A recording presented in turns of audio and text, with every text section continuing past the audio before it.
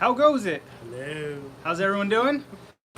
We are doing our first live stream today. We're giving it a test. This is probably going to be a little messy. We're not super sure what we're doing, but we're figuring out as we go along. The purpose of doing this today, well, first of all, I got to replace CV axles in that thing. I think why not let you guys watch me do that. But we want to get this technology dialed in, so that we can do the ever requested live stream at the U-Pole.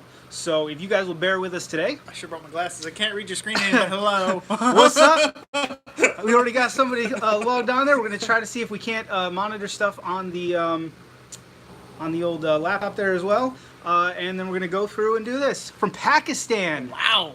That's crazy, man. Hey, they got a lot of WJs out there, I think. What's up, Liam? Out there. Yeah, y'all got Drifting. WJs out there? So if you'll bear with us for the next few minutes, we're going to get this dialed in, and we're going to get started doing CV axles. Eric's going to hopefully monitor the channel. The all of this. I don't know. I don't know. Thanks for tuning in. It's kind of weird having you guys live here in the D&E garage, Yeah.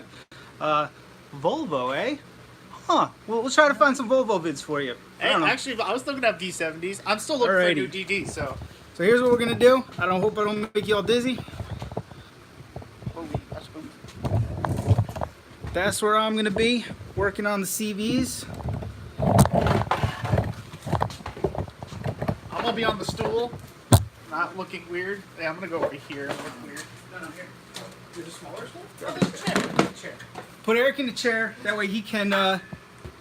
Yeah. This looks normal. 225,000 miles on your Volvo. It's pretty good, man. Shit Those ton. Jeep numbers. Oh, that's better. It actually works perfect. I gotta get a little closer. I can't reach. Alrighty. Eric didn't bring his glasses. I So, replaced my XJ rear shocks with the help of one of those videos. Well, yeah. Well, Good. I'm glad to help you. we're glad. I'm about to do my hammer on the wrench trick that everybody gives me sass for. You're gonna break that bolt head off. I'm not gonna break the bolt head off. Hey, can you guys tell us? Can you hear us? Should check into We're that. about to get log on for my channel here. Yeah, let Eric's gonna log on and make sure. Also, I can read the comments easier. Eric will read the comments. We'll try to answer some questions for you guys if you have them. There's a little delay. Perfect. YouTube inside of YouTube, guys. Oh, it's like Inception. Probably turn the volume down though. How do we know it's working? Yeah, no, I was over there. All right, let's do read some comments. to put airplane mode on. So. Oh well. Okay, don't so get let's called. see. Any good questions coming through? Frank Veldor, what's up? Oh man. Ryan Goodbread, good luck on your learner's permit, getting that one. Getting your learner's permit? Yeah, he's going on Tuesday. Are you getting a Jeep? That's the Well, question, that's right? a better question. You getting a Jeep? Oh man. Good choice in getting an XJ. Who, Kalen Spicer? I don't mean to really destroy Yeah, that. last names are hard, man. I feel like the XJ, you guys know I love WJs, but I really think the XJ is the perfect first vehicle. It's just incredibly simple and reliable and capable, and you can get them dirt cheap. I love WJs. It's my preferred daily driver, but the XJ is like the ultimate first car. 100%. Eric, was that your first car? Well, I guess it Depends how you look at it. I went through several first cars. The first car, actually, technically, that was ever in my possession was an '89 Jeep Cherokee XJ. Wait, before the country squad? Yes, it was a maroon one. We had blown up the transmission with a 500-pound of entertainment unit on top of the roof of the car on a parkway somewhere, from what I remember. And I was sitting in the back in the cargo department. So who gave you that one? My parents. It was my job was going to try to fix it, and well, I didn't get Second far with it. workout, right? I had concept drawings. You can find them. I'll show them to you. Had a spoiler and everything. And then after that, Eric had a what year was the country squad? 83 Ford Country Scar, which I rocked to high school. Only had 3 gears. The hood. So we were young too. We were like 12 or something. We just took a hole saw and cut the dent out. And I don't know what our plan was. We were gonna Bondo it or sheet metal it or something. Yeah, we actually did Bondo it. Right? Yeah, and then we painted the hole under something gold. And he put a big hole in the hole saw through the framing of the hood and banged out the dent. We did actually make it look halfway decent. Oh yeah, that's what we did. Yeah. Let's see. Comments. Ooh, Ryan Goodherd, who's getting his permit next week. I would love to see you get a 2-door XJ. I love them. My that what brother you're used to going for? have one. Yeah, he has 98 with a 5.5-inch Rubicon Express lift kit. Yeah, his brother had a pretty dope one. Oh man. All right. So if you're watching this as a how-to on CVs, obviously step one is going to be remove your brakes here. You get my handy dandy crowbar. Let's see. Believe it or not, Doug just convinced me off a WJ the other day. I mean, there's more to that backstory, but it's not just. I had to throw it in there. I have a lot of checkpoints for a new car for myself, and it didn't fit it. And we'll go into that in another video. We'll do an open combo video on that one. All right, now before I put this vehicle up on stands, I locked it in 4 low, and what that's going to mean is that this axle will not be able to move because the front and rear differential are locked together. So I can pull the axle nut without having to have the wheel on or have an impact or something crazy. Next step here is going to be removing this weird little retaining clip that that these axle nuts have. So it's a cotter pin that goes through the threaded part of the axle shaft here, and then there's this little sheet metal cover. It looks like a pastry tin or something that I guess is there to keep it from rotating. I'm not 100% certain. Yeah, it locks it from rotating. Yeah. It locks the cotter pin and everything. Because in case the cotter pin falls out, that's Exactly. still there. It's a whole thing. Alrighty. Probably gonna need our handy dandy Schneedle nose here. Try to get this guy out. Now, working on this Jeep is always a surprise because it's got low miles for me for a WJ, but I'm pretty sure it sat from 2010 until I got it in December. I have various reasons to believe that. So, like, some things are crazy clean and easy to work on, and other things, like the rockers, are just like devastated. So I've never done anything having the wheel bearing off. It's looking pretty crusty. I'm thinking we're in for a battle today. That's why, in addition to CV axles, I just went ahead and get the bearings. If you ever have to remove the bearings, unless you just did them, just replace them, man. Like, they're so hard to get off on these things. You usually have to beat the heck out of them to get them off. You're way better off just replacing them at that point. My only suggestion, also a rule of thumb, if you're doing bearings, don't do one side, do both. Always, man. Always. Here's another story for you. Unless you're cheap, stupid cheap, and I've been there. I know it. Eric's talking about being stupid cheap. It's my life, guys. It's my life. Eric's made a lifestyle out of it, and I'll be damned if it doesn't work for him. So my sister lives out in Montana. She has a 2012 Jeep Patriot, and her rear caliper seized up, and the wheel bearing went all to hell, and she had to get a new one put on at the shop there, and the shop was only going to do one side. And I was like, listen, tell them to do the other side. Just pay for it. You're going to want it done. You never do one bearing. The shop insisted, not even the shop insisted, yeah, you don't need to do the other one. The other one's fine. But long story short, she was back a week later getting the other one done because now that this side was quieted down, you could find the side was also bad. So, like Eric just said, always, always, always. We have a question from Travis Workman. Okay. Oh, no, sorry. From Sean Like to Know. He says, as some news... Oh, wrong one. No, the right one. Sorry. Hey, great, buddy. There's a lot of comments coming in. It says, Sean Like to Know, do you know in order to get the tie rod ends off a WJ, you need to heat them up really hot to break them free? And that is, depends where you live. I mean, yeah, it all depends. What are you talking about? The tapered with the castle nut? Is that what he means? Or the part that threads into the tie rod? You probably mean the part that threads into the tie rod. I've been there. Some of them, man, are just a nightmare. And it all depends on when it was done. I always grease the threads going into the actual tie rod and the drag link. I grease those so that the next time I'm in there, it's not a nightmare. Yeah. Another thing, it's not that expensive to just get a new tie rod for the WJ. This one needs tie rod ends. So you mean the drag link? Drag link or the drag link's a little more expensive. But tie rod on these is just a tube. Well, every time I see you replace tie rods, 9 times out of 10 you get the drag link in between because you don't want to deal with it. I do that as well. Yeah. But to me, what I was saying to Doug's point is that it's nicer to have all nice new parts and make it easy for the next time you want to work on it. Yeah, yeah. I think I'm just gonna get a whole new tie rod when I do the tie rod ends, and then I know. It sucks, man. We are definitely a channel dedicated. I'm struggling with this cotter pin, by the way. You going on there, bud? I don't understand where I went from. Got a PB? Yeah, probably. We are a channel dedicated. It's over there. I'll get it. Dedicated to doing things in. It's not up there. It's over there. I got it. What was I saying? We're a channel dedicated to doing things inexpensively because we don't have a lot of money to spend. We still want to do cool stuff. Now that said, sometimes it just makes more sense to do it right. It was not the most efficient way to just buy those wheel bearings with the CVs, but it was the right way to do it. It's going to make it easier on me down the road. They wanted to do a collab live stream with D&E. I hope that's going to fit you. Oh, absolutely, man. I don't know how we do that. Can we do 2 cameras? No, we just go. Dan's about he's an not hour and a that half far. away from us.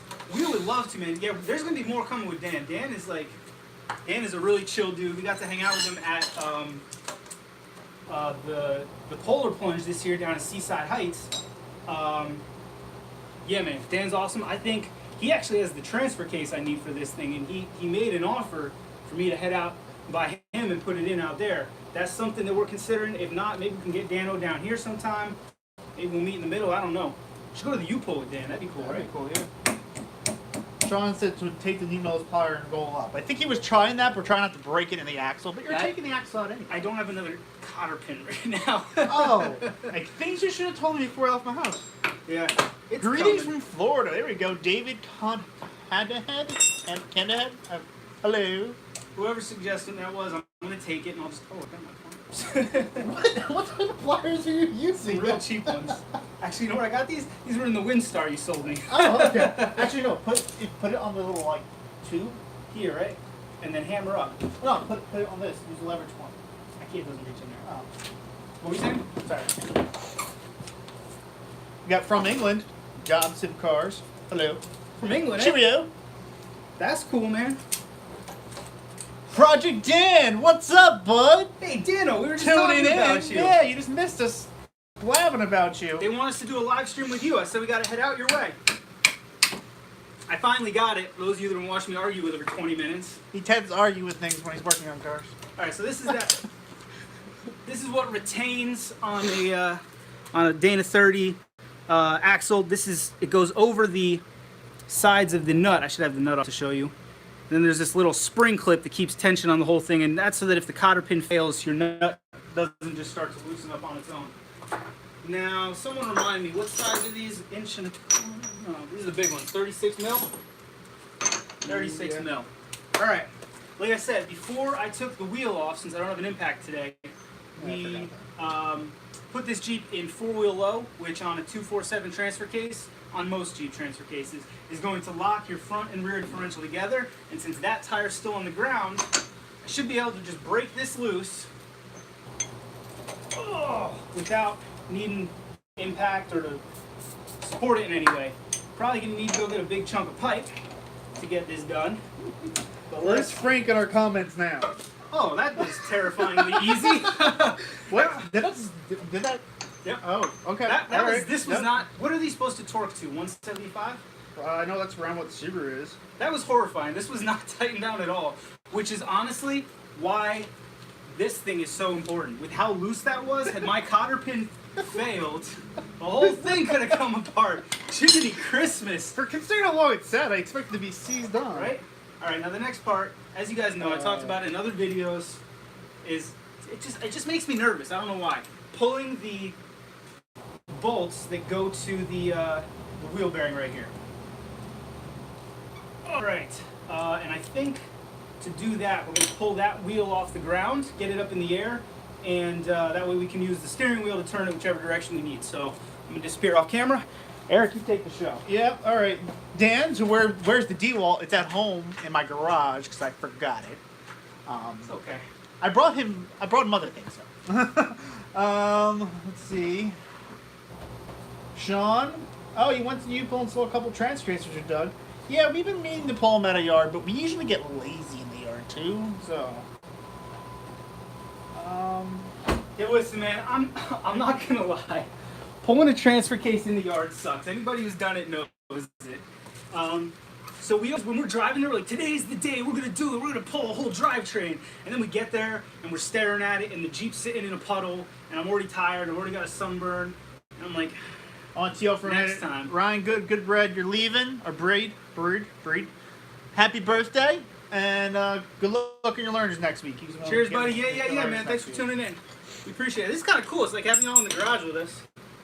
All right. So as you know, the half-inch bolts that hold the wheel bearing on are 12-point. Got to make sure you have one of those. Someone uses olive oil spray for penetrating oil. I'm gonna try that out and see how that goes. That seems expensive though. Olive oil's not cheap. Yeah, but I mean, how much do you use, right? A little thing. I mean, the thing of PB Blaster is $2. Yeah, that's a good point. But I guess if you were in a pinch, I mean, if you're fancy, yeah. No, I dig it though. Yeah, I got you. Listen, there'd be times I'm out of PB. What else am I gonna use? Brake fluid. I use brake fluid. You all know that. I learned that one from you. Yep, I gotta find a wire brush. Hold on. Here we go. Oh man. I'm sure you guys can't tell, or maybe you can from the videos, but we just installed new lights this morning just for this event and for future recording. It'll be a little brighter in here. Yeah, we're also I'm gonna work on our whole camera stuff because right now we're using Douglas's phone and it does good right now. It's not bad actually. Yeah, how's it look? Can you guys hear us? Is the You feel like we're screaming? I feel like I'm screaming, but John Sibbs asks how often do we service our car? Well, that's a very generic question in my opinion. What do you mean by service? Oil changes, rotate tires? I mean, there's a bunch of different things you can classify as service. I do oil changes even if it's synthetic at 3,000 miles, no matter what. I agree with him. Unless it's a brand new car. My wife has a 2008 Compass. That thing gets it when it tells me it needs it, and that's not a joke. The new Jeeps, they don't have an oil cycle. It uses how many miles you've gone, what the ambient temperature was, what type of miles, highway, around town, to determine when it needs its oil changed. So as long as you put in the recommended oil weight, it figures all that out for you. It's pretty wild. It's usually about 7,000 miles that when it tells me it's time for one. Oh, okay. All right, David, I'm gonna try olive oil spray. He says it's $2 a can for olive oil spray. Oh, you mean like the Pam cooking spray? Yeah, I didn't think that. I was thinking actual legit, like the fancy olive oil. Yeah. Huh.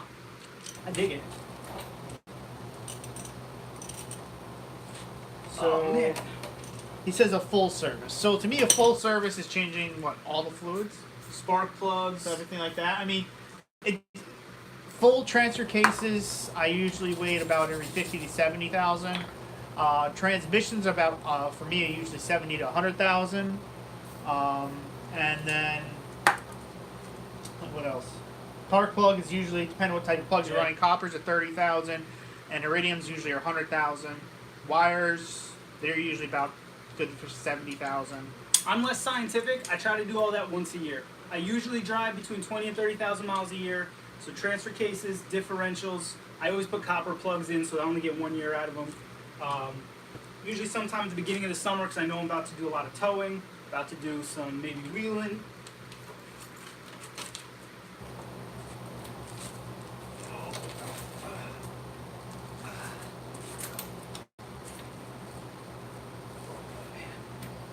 So lately, Eric and I have been really trying to figure out how to attract more viewers and how to keep our subs viewing our videos. We know you guys love the U-pulls. Unfortunately, between kids, family, bills, real jobs, getting to the U-pull is not something we can do for 3 videos a week.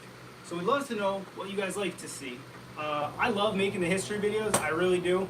My other hobby besides being dirty in the garage is history, but I don't know that everybody is super into those. So I know I ask this question all the time, we're gonna ask it again. What kind of stuff you guys wanna see? We're here for you, literally. You no point to be here, y'all weren't watching. You notice how long this is taking me? Because it just makes me so nervous that I won't just commit to it. Pretty bad, I know. For the... Sorry guys, 1 second.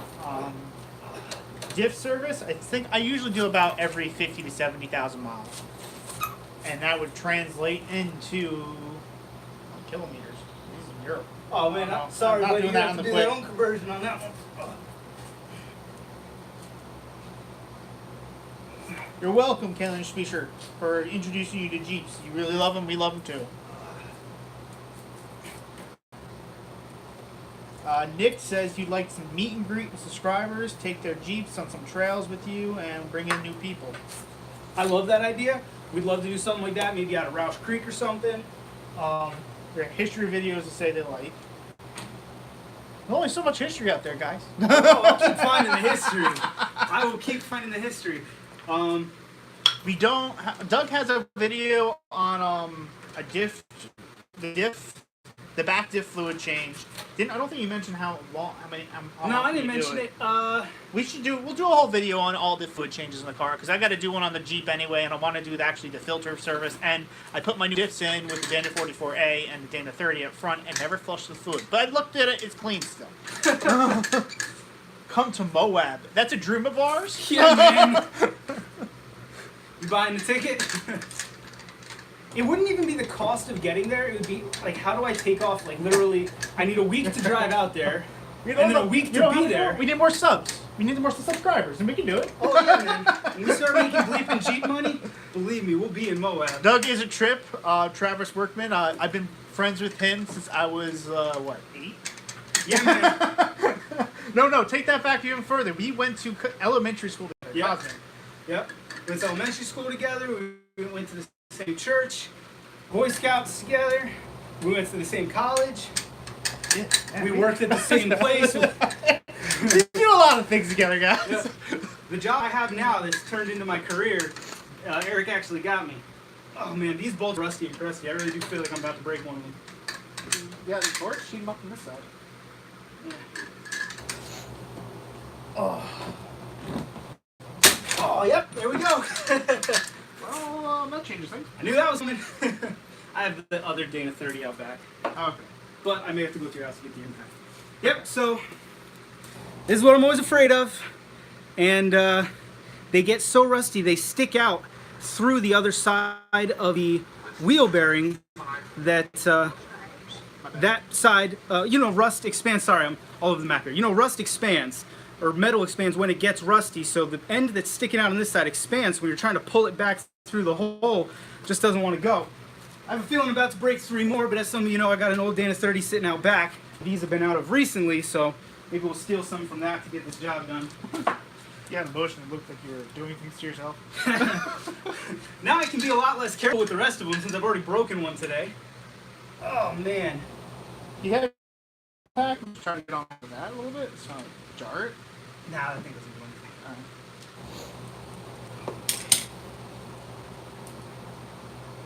Do me a favor, go hit the steering wheel. I know a lot of people take the tie rods off all the way to the right, the other right. A lot of people take the tie rods off to do a job like this. I'm trying to avoid it because I know my tie rods are pretty loose and I don't want them to go bad, and then I got to do that too today. So we're trying to do this without it. Sometimes it's just how you work. Ooh, it looks like I might not be able to get the front off without it though. I don't know. It's a heck of a lot easier making these videos when you guys aren't watching. You don't have to see me messing up and yeah, like Doug breaking a bolt, it would have just been glazed over and never even noticed. Exactly, right?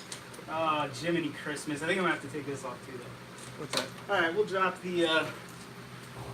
the track bar here. Thankfully, I don't have to go anywhere until Monday in this Jeep, so if things go totally you have a whole sideways. spare day 30. You can just take Exactly, everything right? off. Take everything off. if you Yep. want. Alright, we're gonna do the thing. So Oh, one thing Doug didn't do, and you might not have noticed, sometimes when I'm working on my Jeeps, and if you're not replacing the bearing, saying you just did the new bearing, and you realize that your CV boot went 2 months later, you're going to want to mark what stud is on the rotor. So you got the five points on the stud, on the wheel bearing for each lug nut. You just mark 1 to 1 so that you put the rotor back on the same position with the hub, because they seem to mate together, and you can avoid getting a brake pulsation or noises. yeah, that's true. If rust builds up differently on a different side, it's a good point. Took me a while to get there, but that was my point. It's much harder when we're not going to get to edit it before they hear it. Oh yeah, no, it's great. That's cool, man. Hey Well, guys, if I seem nasally, I had no surgery this week to fix my deviated septum, so I apologize. that's why the voice may be a little weird on us. So, what do you all think about the live stream? I know this one we were kind of just trying to test it out and figure it out and determine, is this viable? Because we really want to do one in the U-pole. We're trying to find a U-pole that'll, I don't want to just do it in the U-pole. I want to find a U-pole that's going to agree to let us do it. We're trying not to be sketchy about it. And not a lot of them are super friendly with cameras. I think it's because a lot of them are probably in violation of some kind of EPA regulations. Maybe. And as a result, they don't seem to want to let us in. But Hey Travis, you were asking where our website is for ordering t-shirts. If you actually look right below the video you're watching, you'll see our D&E merchandise, so you can go to there. I'm making a lot of new logos, guys. Any suggestions, let me know. I'd love doing it. We got our new Jeep is America line out there with the edited version as per Dan H's yeah, man, correction Dan, on I'm me. sorry. I should have caught that. I designed it. I didn't even think about it. We were actually going between so many designs that we just kind of glazed over it. But yeah, you got all our line there with our logo. And Really appreciate it, man. We're trying to find a way to fund the channel so that we can do more interesting things, you know? they want me to use your beard as a logo. Use my beard as a logo? I think the bearded Jeeper would be mad if you did that. Bearded Jeeper's already got the beard logo down, Put it on WJ. right?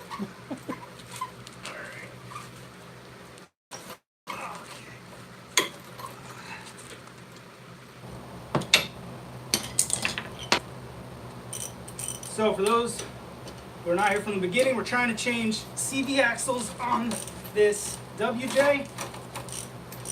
I already snapped one of the hub bolts. Luckily I have extras out back. Right now I'm trying to take the tie rod off so that we can get to the other hub bolts. Thankfully I did buy replacement hubs, so it doesn't matter what happens to this one. We can beat the heck out of it trying to get it off. If any of y'all saw Dan H's video, you know getting hubs off can be a bit of fun. Alright. And John Sibbs, that's actually his original headlights that came with the car. It's kind of ironic. This car sat for so long, the headlights actually still look brand new. Yeah, I don't know what's up with this Jeep. It's from Connecticut. I know for a fact it only had one owner before me. But all like the stickers, like the inspection and stuff on it, when I bought it, was from 2010. So did he drive it without inspection for X years, or I don't know. It's something Doug and I would do. Okay, Alrighty, folks, I'm gonna have to head out. Eric's heading out. That means we're probably going to sign off relatively soon. Sorry to make this shorter than I anticipated. I mean, I'll bring you a little closer, Doug, and bring in the laptop so you can read the comments. Leave it there. I was just putting the chair for you right here. I'm gonna Glance. Okay. But anyways,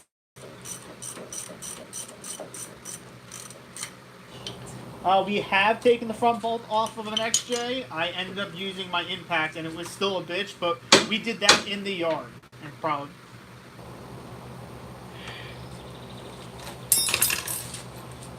Alrighty, guys.